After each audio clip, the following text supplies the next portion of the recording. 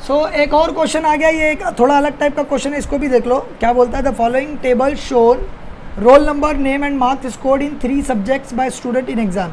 Role number दिया हुआ है, नेम दिया हुआ है और 3 सब्जेक्ट्स इन एग्जाम दिया हुआ है।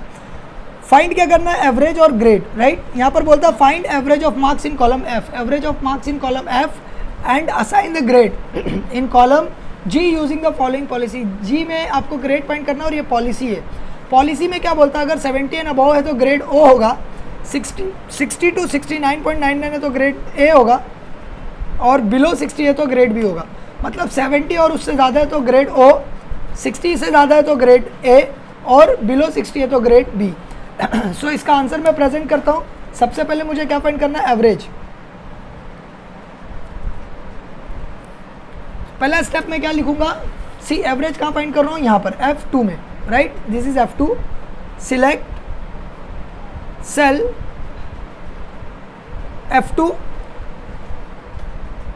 Enter the formula as. Third step पे क्या आएगा, फॉर्मूला, और formula always begins with equals to, ठीक है।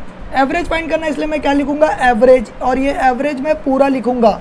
और एवरेज किसका, ये 3 सब्जेक्ट्स का, राइट। ये सब्जेक्ट दिख रहे हैं कि आपको C2 में है पहला सब्जेक्ट, इसलिए C2 लिखता हूँ। रेंज ऑपरेटर और लास्ट सब्जेक्ट E2 में है, इसलिए E2 लिखता हूँ। मतलब ये तीनों सब्जेक्ट का एवरेज निकल जाएगा। और फोर्थ स्टेप, सारे लोगों का एवरेज फाइंड आउट करना है, इसलिए मैं क्या लिखूंगा, drag cell F2 up to last cell का नंबर क्या है, 5, F5 by using fill handle. So average find हो गया। मुझे क्या फाइंड करना है, ग्रेड। ग्रेड के लिए पहला स्टेप, सिलेक्ट सेल, देखिए यहां पर है जी में, इसलिए G2, enter the formula as. Third step पे मैं फॉर्मूला लिखूंगा, फोर्थ स्टेप पे ड्रैग सेल। सी फॉर्मूला लिखने के पहले क्या बोलता है, देखिए यहाँ पर 1, 2, 3 कंडीशन दिया हुआ, राइट। जब भी आपको ऐसे 3 कंडीशन देगा तो लास्ट कंडीशन को आपको क्या करना है, फॉल्स पार्ट बनाना है। इसको हम लोग बोलते हैं फॉल्स पार्ट।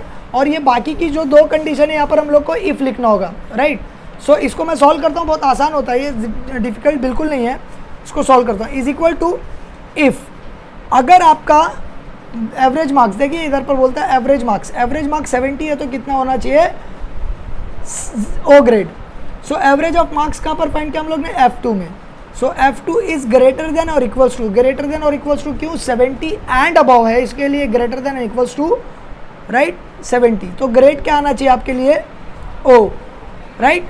सो एक सॉल्व हो गया। नेक्स्ट के लिए मैं वापस से इफ लिखूंगा, नेक्स्ट कंडीशन पर आ गया, और एवरेज ऑफ मार्क्स F2 में फाइंड किया इज ग्रेटर देन, ये देखिए इसको इग्नोर करूंगा और यहाँ पर मैं लिख दूंगा 60, क्योंकि 60 और उससे बड़ा जो यहाँ पर सॉल्व होगा, लेकिन अगर 70 तक पहुँच गया तो यहाँ पर सॉल्व हो जाएगा, राइट।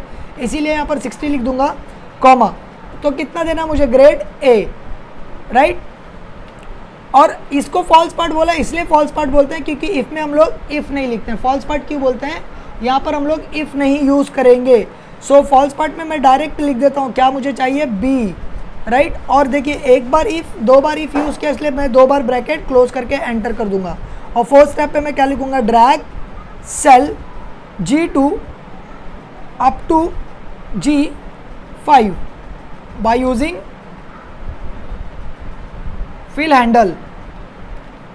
और एट द एंड मुझे एक नोट लिखना होगा। अगेन वो नोट इसलिए होगा, ये जो साइन में इंडिकेट, साइन यूज करता हूँ वो इंडिकेट करता है, इट इंडिकेट्स एंटर की। सो ये क्वेश्चन है, एक बार आप क्वेश्चन को भी ध्यान से देखिए, और ये आंसर है, आप पॉज करके आंसर को भी कॉपी कर लीजिए, ध्यान से देख लीजिए, ठीक है। और ये रहा क्वेश्चन। सो क्वेश्चन को भी ध्यान से देख लीजिए। Thank you very much, bye bye.